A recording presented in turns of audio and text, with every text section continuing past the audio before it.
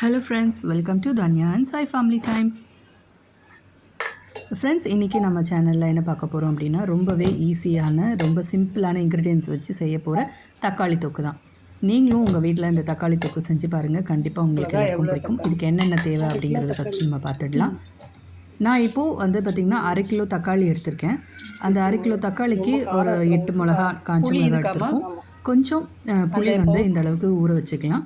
இதுக்கு ஒரு powder ready பண்ணணும். அது என்னென்ன போடுறது அப்படிங்கிறத நம்ம பார்க்கலாம். அதுக்கு முன்னாடி நம்ம அந்த 1/2 கிலோ தக்காளியை நல்லா வாஷ் பண்ணிவிட்டு அடுப்பில் வச்சிடணும்.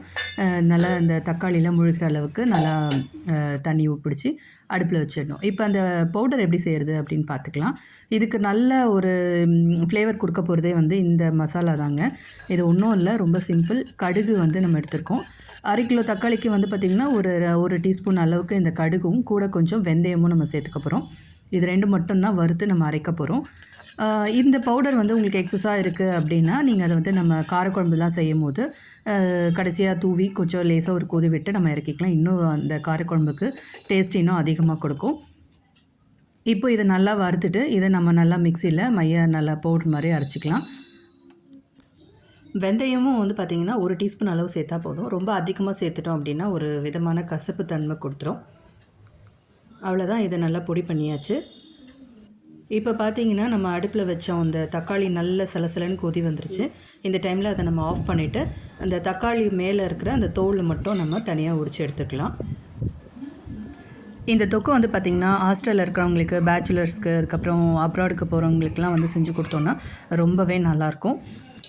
தோல் உரித்து அந்த தக்காளி, அந்த காஞ்ச மிளகா அந்த காஞ்ச மிளகா வந்து பார்த்திங்கன்னா சொல்ல மறந்துட்டேன், லேசாக தண்ணியில் அப்படியே ஊற வச்சுக்கலாம். அப்போ நம்ம வந்து அரைக்கும் போது நல்லா மைய அரைஞ்சிடும். அதனால தான் இப்போ அந்த ஒரு 4-5 தக்காளி, காஞ்ச மிளகா, புளி இதெல்லாம் வந்து கொஞ்சம் கொஞ்சமாக பாட்டாக போட்டுட்டு நம்ம மிக்சியில் நல்லா அரைச்சி எடுத்துக்கலாம். இந்த டைமில் இதுக்கு தேவையான உப்பு நம்ம சேர்த்துக்கலாம். கல் உப்பு சேர்த்துக்கிட்டா நமக்கு நல்லாயிருக்கும்.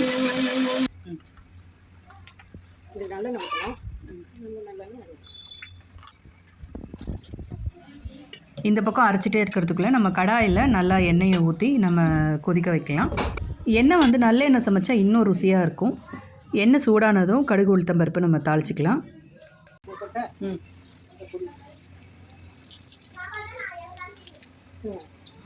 கூடவே பெருங்காயத்தூளும் நம்ம ஆட் பண்ணிக்கலாம்.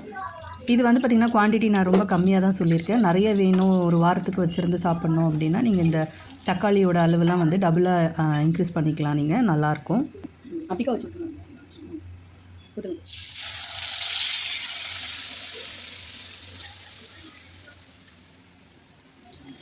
கடுகு பொரிஞ்சதும் நம்ம அரைச்சி வச்சுருந்த எல்லா மிளகா, தக்காளி, புளி இதெல்லாம் உப்புலாம் போட்டு நல்லா மைய அரைச்ச அந்த பேஸ்ட்டை வந்து நம்ம இதில் ஊற்றிக்கலாம்.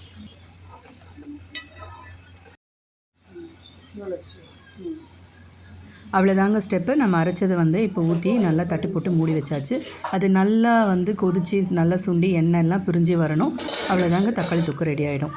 இப்போ நல்லா கொதிச்சிக்கிட்டு இருக்குது சலசலன்னு. அப்பப்போ அடிப்பிடிக்காமல் நம்ம வந்து கடாயை வந்து கிண்டி விட்டுகிட்டே இருக்கணும். அதுக்கு தான் வந்து பார்த்திங்கன்னா இரும்பு கடாயில் வந்து நம்ம செஞ்சோம்னா அடிப்பிடிக்காமல் நல்லா திரண்டு வரும் தக்காளி தொக்கு.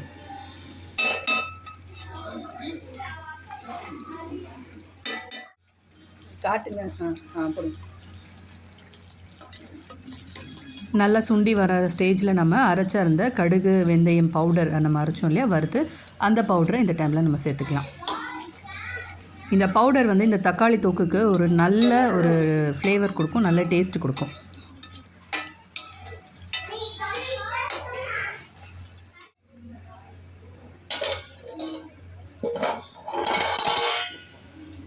பாருங்கள், நல்லா எண்ணெய் பிரிஞ்சு வர அளவுக்கு வந்து தக்காளி தொக்கு நல்லா ரெடி ஆகிடுச்சு. நான் சொன்ன மாதிரி நல்லெண்ணெய் ஆட் பண்ணிங்கன்னா இன்னும் டேஸ்ட் அதிகமாக இருக்கும். நாங்கள் வந்து கடலை எண்ணெய் தான் யூஸ் பண்ணோம். அவ்வளோதாங்க. இப்போ இந்த டைமில் நம்ம நிறுத்திடலாம்.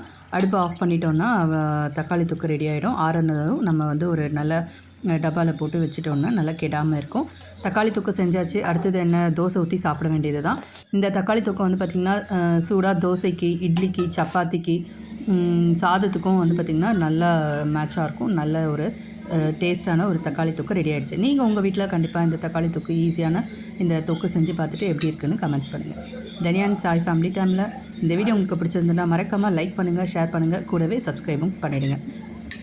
அண்ட் பெல் ஐக்கானையும் கிளிக் பண்ண மறந்துடாதீங்க. Thank you friends.